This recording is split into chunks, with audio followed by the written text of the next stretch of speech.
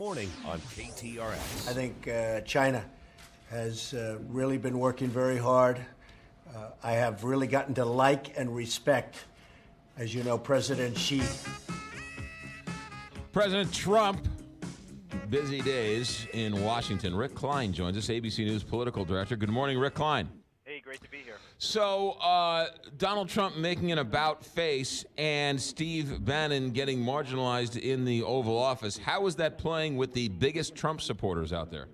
Well, it's hard to tell right now because I think that on some of these issues, like the evolution, the flip-flop, what have you, on something like the Export-Import Bank or Chinese currency manipulation, I don't think most Trump supporters know what that's about. They probably don't know who Steve Bannon is either. And that's part of what Trump's thinking. Now, they're being creative in talking about this and saying, well, really, the issues are what's evolving, not the president himself. That's just nonsensical. But we just haven't seen Trump tested in that way. Do his supporters care when his words don't match his deeds? It seems like even President Trump did not take his own words literally. So Steve Bannon, some of the Wall Street guys, they were Democrats up until they decided to join Donald Trump's team. At some point, that message is going to get out to his base, and that's not going to be helpful. Yeah, I don't think Bannon's in that camp, but I take your point. Gary Cohn from Goldman Sachs is among them, and even Ivanka and Jared are Democrats or were Democrats before. I question that. I just don't know where it's going to be because Donald Trump is not ideological, and a lot of the people that supported him, clearly they were Republicans. A lot of them are also independents. A lot of them didn't really identify with the policies of either party. They liked what Trump offered, and his personality certainly hasn't changed in his time in office, so it is possible that he kind of moves them ideologically all over again. He's hijacked the Republican Party. I could see him hijacking the issues as well.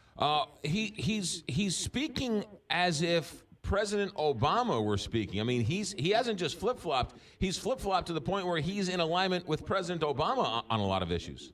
Oh, yeah. I mean, it's really striking. And what I think he's also in alignment with what you would consider the kind of broad bipartisan consensus of American politics. I mean, something like the Export-Import Bank or the way you handle China.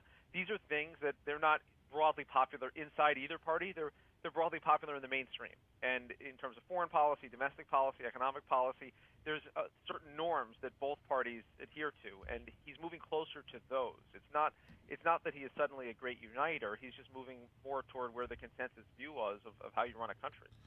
For those who have been upset with Donald Trump, can you say that this is a learning process and he's growing in the job and he's dealt with the realities and he is learning, which is a good thing? It's a learning curve, and it's being bent by both world events and the people around him. So I think some people might say, shouldn't you learn these things before you run for president? Sure, valid point, but he's the president now, and I do think he has shown a certain adaptability, malleability, non-ideological nature that says, okay, I know what I said before. I'm not going to stick to it if I don't think it works. If he can't get a deal done with the Freedom Caucus on health care with his newfound fluidity on issues, does he look to the Democrats, and what does that mean going forward? That's always a possibility. I don't think most Democrats are going to, so to speak, fall for it when and if Donald Trump comes calling. They're going to say, well, we're not going to talk about Obamacare until you say you're not going to repeal it, and that may be a non-starter.